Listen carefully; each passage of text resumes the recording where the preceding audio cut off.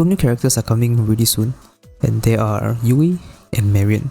So in this video, I'll be going over the kits and I'll share my thoughts whether they are worth to pull or not. So the first character I will go over is Yui. So Yui is basically a single target electric DPS, and most of her damage comes from her follow-up attack.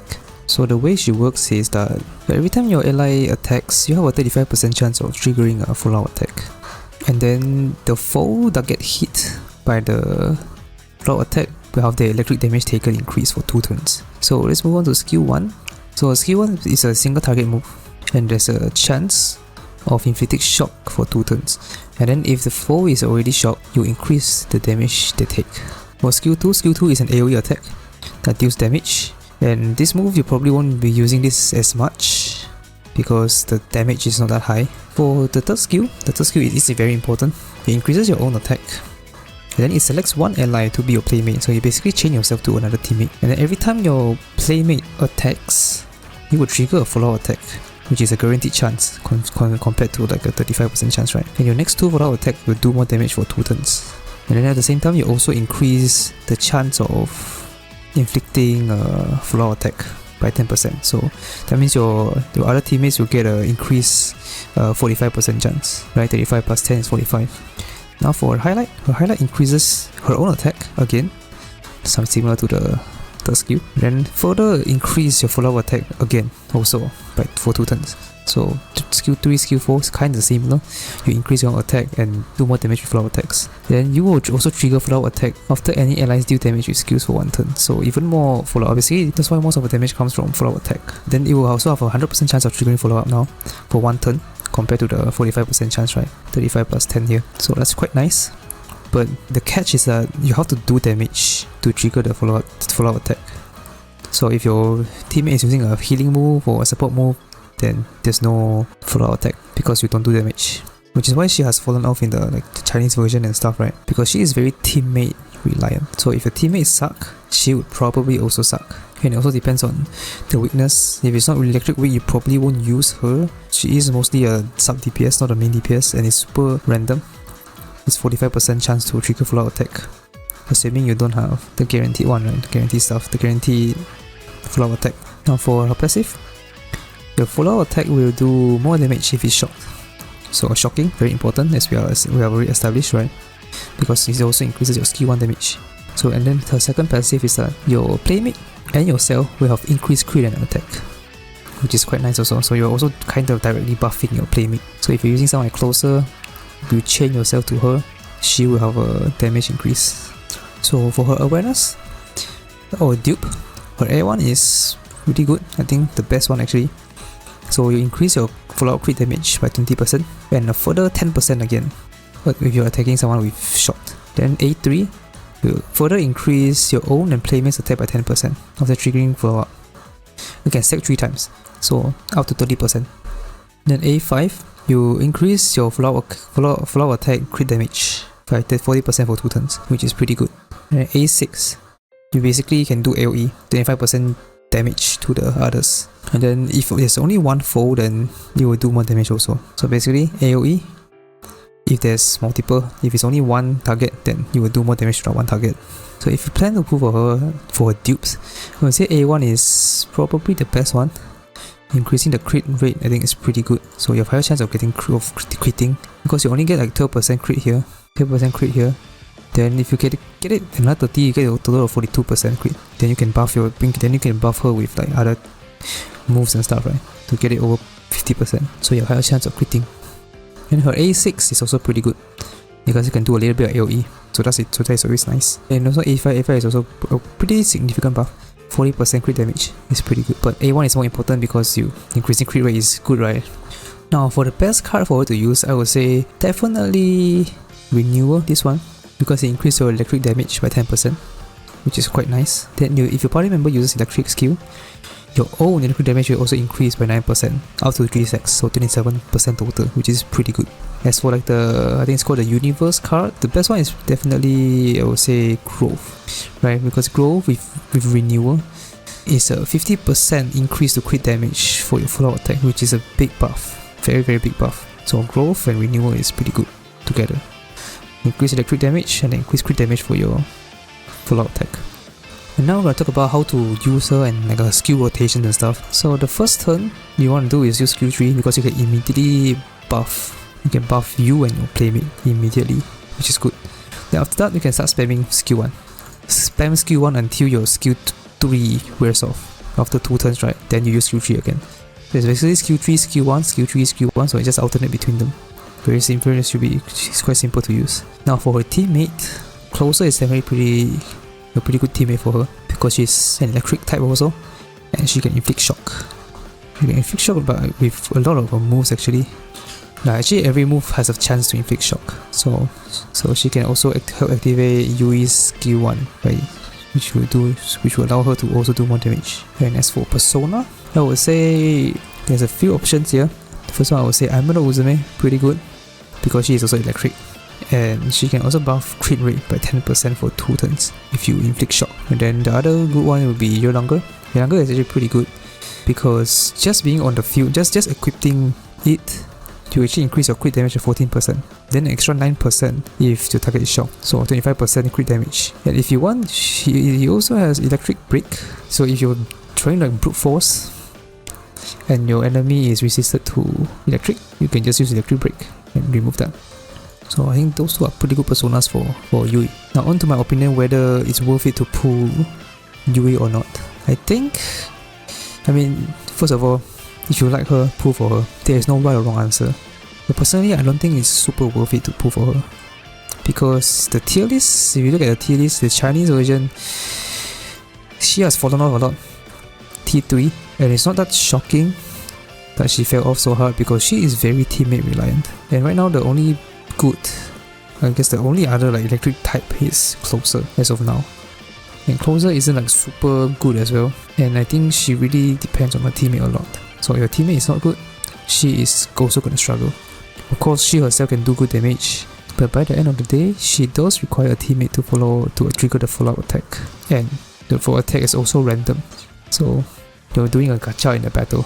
I probably won't pull for her unless I still have gems, because I will be pulling for Marian, which is the next character I'll be talking about. So Marian is a bless healer, and she heals a lot. So she basically has this mechanic where you gain nectar, and every time an ally falls below 70%, you gain an extra stack, and you can only get a maximum of 2 stacks of nectar.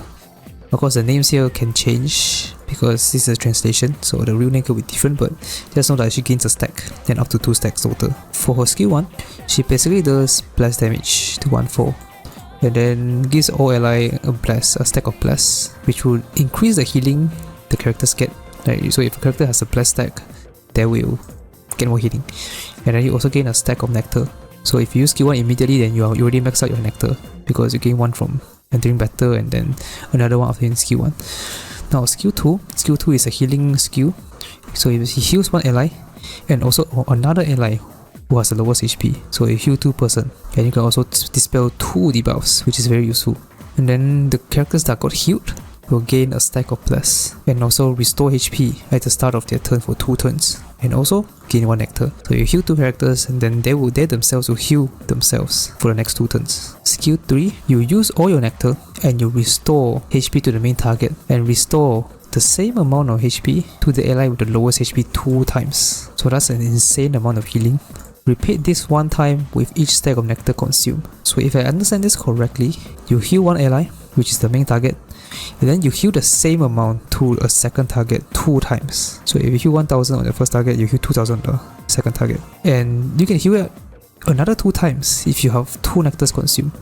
So you can heal 1000 on main target, 4000 on the second target, because you stack 2 plus 2, right? 2 from the description here and another 2 from the nectar consumed. And furthermore, you also increase allies' max HP, and it depends on the number of stacks you consume. So if you use 2 nectar, then you increase more max HP. So you can see that she does an insane amount of healing. Now for her highlight, she heals everybody and dispels 1 debuff, and also increase max HP as well. So AoE healing, AoE increase max HP, and they also heal themselves for 1 turn. So you just basically like heal twice, right? First time from the skill, second time from your teammate doing action. So the amount of healing she has is absolutely insane. Now for her passive, it's really good. because you can increase damage of your healed target for 1 turn. And the calculation takes into account your blast stacks. So the more blast stacks you have, the higher damage your healed target will do. And you can gain blast stacks from skill 2 and also skill 1. But generally I think skill 2 is more useful than skill 1. And you also need to take note that all her healing is based on max HP and not attack. So the more HP you have, the more healing she does. Now the second passive is like automatic, because just her being on the team, you increase your team's max HP. Now let's move on to the awareness. Her air one I would say is probably the best one, and that's because you get 20% penetration for 2 turns when you overheal, which is really a good buff, 20% penetration. And all you need to do is just to overheal, which is very easy to do because she does an insane amount of healing. For A3, her skill 2, Healing Blessing, you heal another ally, so you can heal 3 allies total, which is pretty good as well. Now for A5 is a buff to the highlight. You basically increase the duration of the max HP buff, and also the regeneration effect for 1 turn. So for her A5 is basically a buff to her highlight. So you basically just increase a turn. So your max HP gain will be 3 turns, and your auto healing will increase to 2 turns, which is even more healing. And her A6, you can immediately revive and restore HP to an ally when they faint once per battle. It's exactly the name says, CPR. They die, they get revived, which is pretty good, very useful as well. Now in my opinion, I think if you want to go for dupe, A1 is the best one, I think. The damage buff is always really good. The healing buff I feel like is too overkill already, too much. And then for her A6 is useful when they die, but if your team is dying, then I think you have a bigger problem to solve. I feel it means like something is wrong with your team if it dies easily. So I would say A1 is the best one. For Revelation card, I would say Prosperity. Prosperity generally is pretty good on like a healer or a support. You reduce damage, which is kind of whatever, right? It's just okay.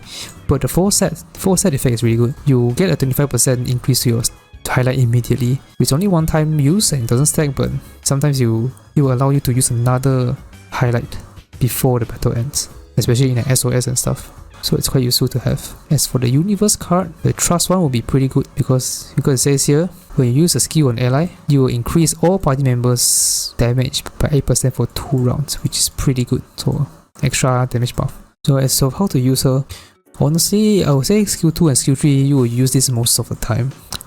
And the problem with this skill is that it's a very expensive skill, 32 SP, quite high. And sometimes you might actually use this every turn. And the reason is because of the max HP buff. You want to, I guess, constantly have the max HP buff so your team will survive more, right? And because of that, you will use this every turn to make sure that they have high HP as possible. You will probably use her as the first in your rotation because of this skill, right?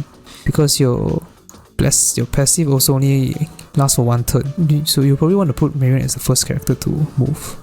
And if you do that, that means you have to do this every turn, because 2 turns is not enough. And because of that, you will be spamming a lot and your HP will go down very quickly. The other option is of course using skill 2, but it doesn't increase your max HP. So it really depends how you want to use her, I guess. You can just alternate with 2 and 3 if you want. Sometimes alternating is also good because using skill 2 will grant you the plus stack, which will activate your passive further. So you can just alternate 2 and 3 or just spend 3. So I guess it depends on your playstyle and depends on, I guess, her speed stat also. This one I'm not 100% sure because I haven't have her yet. Once I've done some testing, then I'll be able to confirm. And now, should you pull Marian? Okay, so this is going to be really tough because we recently learned that Marian will not go into the standard banner immediately when her banner ends, which was what we thought. But it was confirmed that it's not immediately. We don't know when she's coming to the standard banner. It could be 1 month, 2 months from now. We don't know. So that sucks. And there's also another very important thing is that the Lufel's business plan, Plan 3 and Plan 4 is coming out. And in I believe the Taiwan version, the China version, you can actually pick Marian as one of the characters. And it's also been confirmed in the data mine that she is not selectable there because she's not a standard unit yet. So it's going to be really tough to choose whether to pull her or not, because you can technically get her for free if she gets added to the Plan 3 of the business plan. But right now we don't know. And for me, I'll just share what I'm going to do. What I'm going to do is I will pull for Marian. I will get her. And then if she does come to the business plan, I will get her again because her A1 is very good. Like I explained just now, 20% penetration is pretty good. So if she comes to the plan, I will get the A1. Because I know some people also don't want to pull her because she's coming to the standard banner and you can get her from standard banner, right? But the thing is, you're not guaranteed to get her from the standard banner because it's random, right? The more characters get added to the standard banner, the less chance of you getting the character you want. Which is why, for me, I want to pull for her so I can guarantee to get her and don't want to let fate decide whether I can have her or not. And if the plan 3 comes, I will get her again for the A1 because it's really good. So it's up to you. And of course, if you like her, go for her.